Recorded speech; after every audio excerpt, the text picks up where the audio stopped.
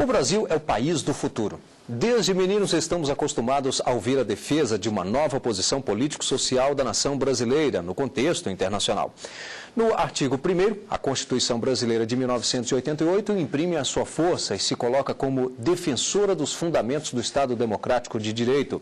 Mas a Carta Magna é mais que um texto impresso a ser seguido ipsis literis. Ela defende, sim, e mais que isso, representa o pensamento político nacional na busca da virada econômica, saindo de uma economia subdesenvolvida para um projeto político histórico em que o Estado brasileiro, enfim, será reconhecido como partícipe das decisões supranacionais. Capitalista coletivo ideal, o Estado e o projeto político de desenvolvimento nacional na Constituição de 1988, tema da tese do doutor em Direito pela Universidade Federal de Santa Catarina, Matheus Felipe de Castro, nosso expositor do Defenda Sua Tese desta semana.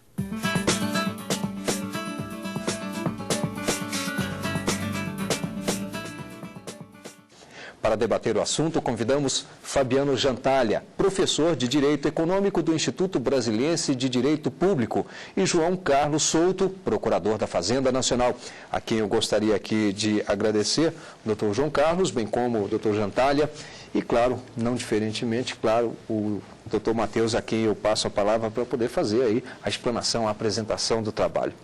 Olá, Rimac, eu gostaria de iniciar fazendo um agradecimento especial para você e os produtores do programa, especialmente ao Rogério Brandão. Agradecer também à Universidade Federal de Santa Catarina, ao Centro de Pós-Graduação em Direito, aos seus professores e funcionários, ao CNPq, que foi o financiador da presente pesquisa, ao meu orientador, professor Eurídice Mesaroba, aos debatedores que tão gentilmente aceitaram esse desafio de participar desse programa aqui hoje, o professor Fabiano e o professor Souto. E, finalmente, aos telespectadores que acompanharão a apresentação da nossa tese no dia de hoje. Rimac, eu preciso iniciar a apresentação dessa tese realizando uma análise da conjuntura na qual ela surge. Nós vivemos hoje numa época onde o papel do Estado e do direito na conformação ética das relações sociais foi muito desacreditado. O Estado-nação, enquanto ator mais importante na definição das relações internas e internacionais, perdeu espaço para um tipo de regulação derivada da hipertrofia da chamada lex mercatória, que foi bastante desenvolvida principalmente pelo neoliberalismo. Os mercados financeiros internacionais desregulados em toda a periferia do sistema capitalista, mas relativamente regulados no centro do sistema via Federal Reserve, que é o Banco Central dos Estados Unidos, eles demonstraram grande força política ao determinar os fluxos e refluxos do capital em nível mundial, em nível internacional. A economia estadunidense passou a funcionar como uma espécie de banco do mundo, um banco central do mundo, regulando o desenvolvimento ou a estagnação na periferia do sistema capitalista. No Brasil, pós-milagre, vivemos a década perdida de 1980, quando houve a reversão dos fluxos de capitais novamente para os Estados Unidos, jogando um balde de água fria no desenvolvimento que vinha acelerado no Brasil, principalmente desde a Revolução de 1930. Depois, tivemos aí a década de 1990, onde se implementou no Brasil um projeto neoliberal de economia, um projeto neoliberal de Estado, um projeto neoliberal de regulação econômica que acabou privatizando e desnacionalizando parte da nossa economia, principalmente através da privatização de dezenas de empresas estatais. Não foram todas, permaneceram muitas empresas importantes do porte da Caixa Econômica Federal, do Banco do Brasil, o BNDES, o Banco Nacional de Desenvolvimento Econômico e Social, mas grande parte das nossas empresas estatais acabou sendo privatizada, desnacionalizada com a sua venda, principalmente para grupos econômicos internacionais. Na verdade, o que estava por detrás desse intento era o desmonte do que chamavam Era Vargas, ou seja, a construção no Brasil de um Estado social desenvolvimentista que tinha, sim, como um dos pressupostos da sua existência o desenvolvimento da economia e, principalmente, a regulação, digamos, das partes externas, das condições gerais exteriores à reprodução do modo capitalista de produção no Brasil. A nossa preocupação principal dentro dessa conjuntura, para desenvolver a nossa tese, foi essa grande contradição da realidade. Em 1988 surge a Constituição da República Federativa do Brasil. Essa Constituição ela surge num momento histórico bastante delicado. E por quê? Porque ela tem uma ideologia constitucionalmente adotada. Trata-se de uma Constituição de cunho keynesiano, ou seja, ela define um estado de bem-estar social ou a busca de um estado de bem-estar social, a construção de uma sociedade melhor, exatamente no momento onde o neoliberalismo campeava grande espaço na sociedade brasileira. Isso gera uma contradição. A contradição de nós termos uma Constituição de modelo keynesiano, social intervencionista e, por outro lado, uma realidade que não era desse intento. Na verdade, uma realidade que se impunha pelo lado do liberalismo, pelo lado da desregulamentação e que acabou gerando principalmente grande desemprego para o setor formal brasileiro. A nossa Constituição, ela busca, e ela diz isso no seu artigo 3º, que é a cláusula transformadora, é aquele artigo onde a Constituição determina os fins do Estado brasileiro, que esse Estado visa construir uma sociedade livre, justa e solidária, com erradicação da pobreza, da marginalização e redução das desigualdades sociais e regionais. Ao nosso ver, o projeto neoliberal que foi implementado no Brasil a partir da década de 90 acabou anulando a construção dessa sociedade melhor que havia sido projetada pelos constituintes em 1988, no nosso entendimento, cristalizando uma vontade, um querer, um horizonte de aspirações que é o do povo brasileiro daquela época e atual. Ora, esse projeto constitucionalmente adotado, como eu disse, ele entra em contradição com essa realidade e então nós poderíamos aqui citar aquela célebre frase de Ferdinand Lassalle quando dizia que a Constituição muitas vezes sucumbia aos fatores reais de poder. A nossa Constituição de 1988 pareceu, até certo momento, sucumbir aos fatores reais do poder. A força normativa da Constituição acabou aí cedendo espaço para esta realidade.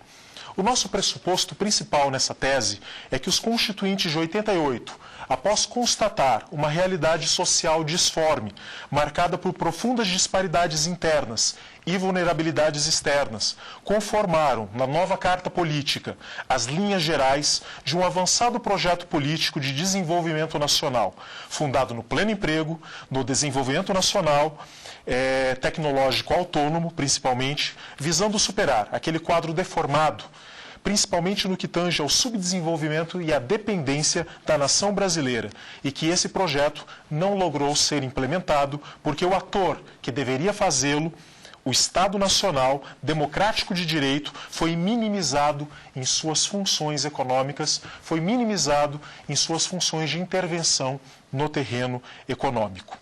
A hipertrofia dos mercados financeiros internacionais ocasionou atrofia nos mercados internos brasileiros, gerando desindustrialização nacional e, consequentemente, desemprego. O setor de trabalho formal foi mediocrizado, o que colaborou para piorar a crise financeira, principalmente para o pleno desenvolvimento dos instrumentos do estado de bem-estar social, como a previdência, a saúde, a educação, a cultura, o desporto, ou seja, direitos humanos fundamentais de segunda geração. Nesse sentido, a nossa preocupação principal foi perquirir qual Estado, em seus aspectos de aparelho de poder, poderia ser o ator da retomada desse projeto constitucional. O Estado do período do nacional-desenvolvimentismo, intervencionista, social, mas autárquico, fechado e pouco democrático?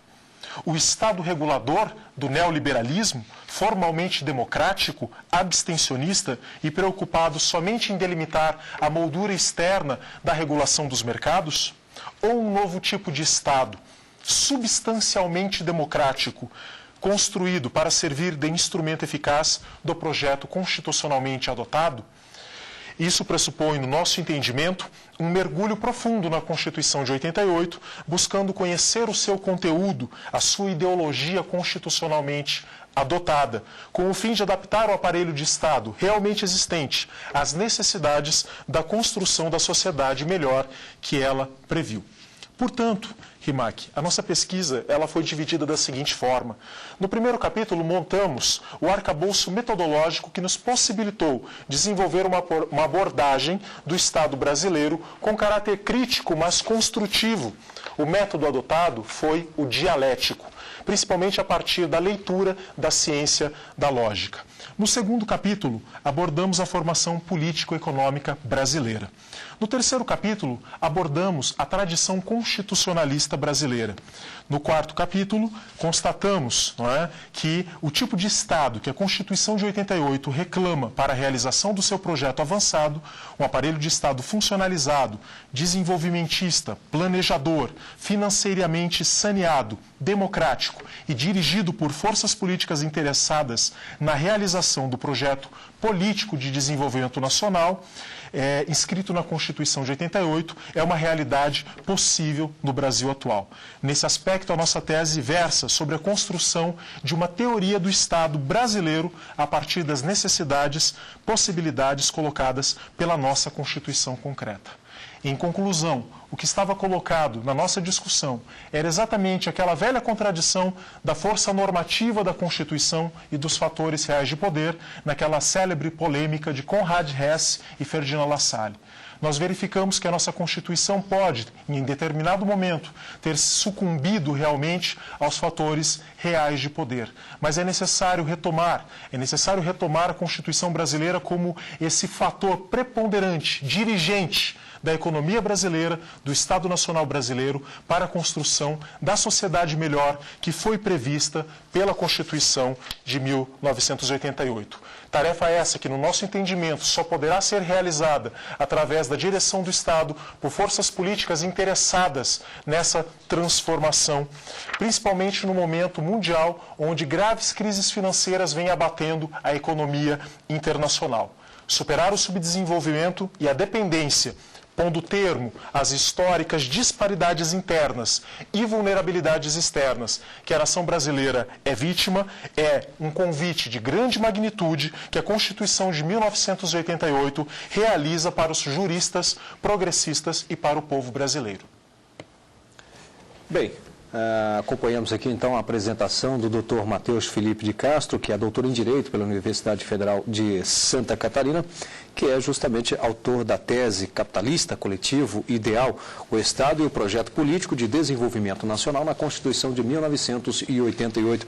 Gostaria aqui nesse momento de passar a palavra ao Dr. Fabiano Jatali, que é professor do IDP, o Instituto Brasilense de Direito Econômico, de Direito Público, né?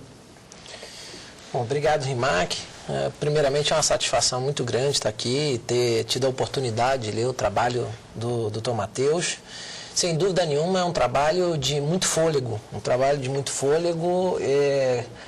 utilizado aí ao longo de mais de 500 folhas, né, de 500 páginas. Eu tive a oportunidade de ler boa parte do trabalho, até porque coincide exatamente com o objeto direto do meu interesse acadêmico. Eu tenho aqui algumas questões a destacar, doutor Matheus, sobre as suas ponderações. Ao longo do seu trabalho, o senhor começa falando, inclusive, da centralidade do Estado, da importância que o Estado tem na regulação de mercados, o que é especialmente importante no momento que nós vivemos atualmente, né, porque é a força, né, que vai mover, é o argumento que vai mover justamente as diferentes visões, as diferentes formas de abordagem e do que se chama hoje de marco regulatório, a delimitação dos chamados marcos regulatórios, né? Eu concordo com boa parte das suas ponderações. Primeiro, quando o senhor afirma na questão da centralidade do Estado, da importância que o Estado tem, né? E que o Estado e o mercado, há uma ponderação muito interessante que consta da sua tese, que o Estado e o mercado são instituições constituídas e mantidas pelo trabalho.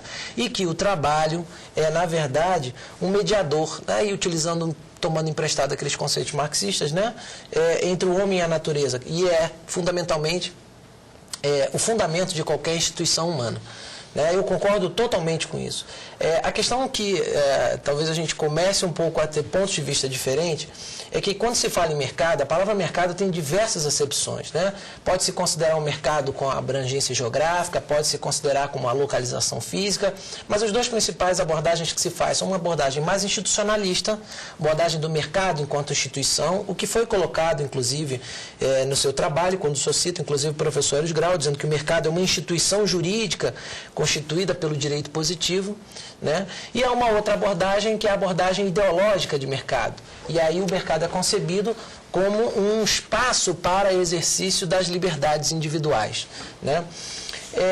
A questão que eu ponho aqui, a primeira questão que eu ponho é que no seu trabalho, o senhor faz um esforço muito grande, isso é muito evidente, a carga, inclusive, ideológica, é a perspectiva que me parece permear boa parte do seu trabalho, né?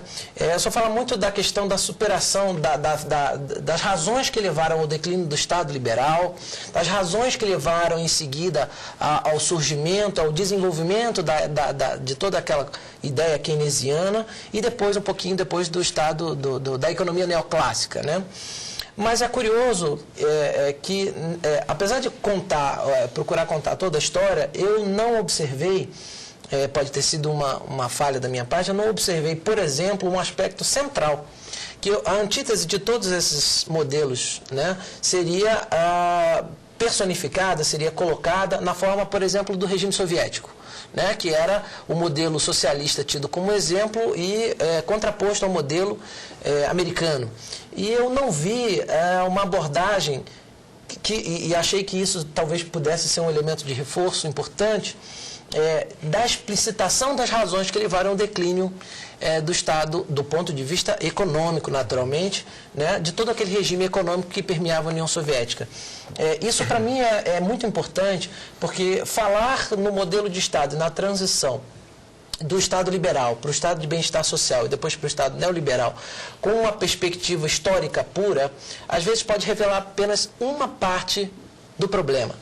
E eu me refiro especialmente na transição do Estado de bem-estar social para o Estado neoliberal, que o senhor em seu trabalho busca e acabou de fazer considerações, sobretudo na partir da década de 90, né?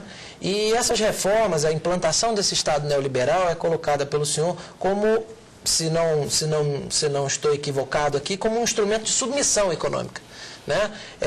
O senhor falou há pouco de hipertrofia do mercado. E eu até, talvez por ter uma visão um pouco diferente da sua, eu vejo que, na verdade, a transição do Estado de bem-estar social para o Estado neoliberal, ela foi uma transição marcada por características e por problemas bastante graves. Quer dizer, no final, a partir, sobretudo, da década de 70, em que o Estado social já começava a declinar, nós tivemos economias com graves problemas de déficit fiscal, e eu não me refiro nem àqueles déficits só da ótica keynesiana, aqueles déficits que estimulam o emprego, né, a produção, mas estados que ficaram hipertrofiados e que tiveram seus recursos orçamentários sobrecarregados, né? Foram sobrecarregados para fazer frente a dispêndios, sobretudo relativos a direitos prestacionais, né? Então, eu acho que esse elemento foi um elemento de contraponto que talvez faltou pelo menos uma análise sobre esse aspecto, até para que a gente possa, eu até gostaria de ouvir depois a sua visão sobre isso. E, por fim, aqui neste primeiro momento, né, toda a sua exposição está voltada para a defesa, para a proposta dentro dos ditames constitucionais, considerado inclusive o viés político, né, como o senhor coloca aqui, adotando a doutrina clássica do direito econômico, né, daquela ordem jurídico-político-econômica, as escolhas políticas sendo feitas, em seguida as escolhas econômicas e a positivação disso, né? Mas a questão que me preocupa especialmente aqui é como conciliar esse modelo isso foi uma resposta que eu não consegui encontrar aqui e na sua exposição. Quer dizer, como conciliar esse modelo de desenvolvimento nacional, que me parece, inclusive, que nas suas conclusões o senhor coloca a necessidade de uma regulação, de uma restrição ao fluxo, à saída de capitais estrangeiros, utilizando, inclusive, a expressão de evasão de divisas, né? Evitar a evasão de divisas. Como conciliar, então, esse modelo de desenvolvimento extremamente nacionalista nesse mundo globalizado? Essa foi uma dúvida que eu gostaria muito de ouvir suas colocações. E uma segunda grande questão embora eu só tenha mencionado isso em algumas partes, mas talvez para os nossos telespectadores seria muito interessante ouvir essa explicação. Qual é a diferença do chamado capitalismo, né, coletivo ideal do socialismo?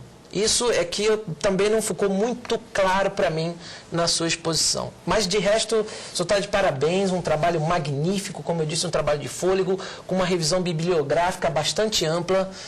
Eu acho que é um trabalho assim, fantástico e digno de publicações louvores. Aí. O senhor está de parabéns aí. Doutor Matheus. Obrigado, professor Fabiano. Agradecer as palavras elogiosas, do professor que aceitou tão gentilmente ler o nosso trabalho e participar desse programa. O professor tem razão, faltou uma definição para o telespectador do que é o capitalista coletivo ideal. Na verdade, esse termo, capitalista coletivo ideal, é um termo que não é meu, ele é um termo que já aparece na obra de Engels sobre o Estado, quando ele analisa o Estado capitalista. Na verdade, Engels ele foi capaz de visualizar que o desenvolvimento dos mercados, levando de uma situação de livre concorrência pura para uma situação de monopólio, de oligopolização dos mercados internacionais, levava à necessidade de uma grande intervenção do Estado na economia para a sua regulação. Ora, o que eu estou dizendo, nós estamos visualizando hoje na crise financeira que abate o mundo a partir, principalmente, dos Estados Unidos, que é o centro do capitalismo mundial. Acaba de ser divulgado pela imprensa mundial que o Barack Obama, o atual presidente dos Estados Unidos, soltou um pacote de regulação dos mercados financeiros internacionais. Ou seja, nós estamos vendo aquilo que Engels chamava de capitalista coletivo ideal, o Estado que, em determinado momento, é obrigado a intervir no setor econômico para salvar a livre concorrência. Alguns autores trabalham o estado de exceção. A nossa Constituição prevê o estado de sítio, prevê o estado de emergência. E vejam, nós dizemos que nós suspendemos o direito exatamente para reintegrá-lo. A mesma coisa acontece com o capitalista coletivo ideal. Esse estado que em determinado momento ele aborda a economia, ele intervém na economia exatamente para salvar a livre concorrência que passa por um momento de crise. Essa é a essência do capitalista coletivo ideal.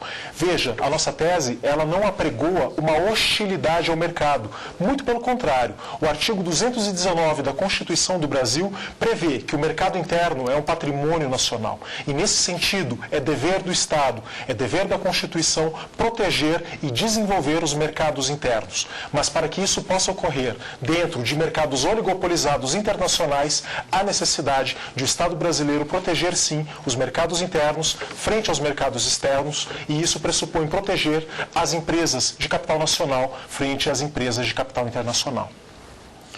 Bem, nós vamos fazer aqui um rápido intervalo e em seguida estaremos de volta com o programa Defenda a Sua Tese. Até já.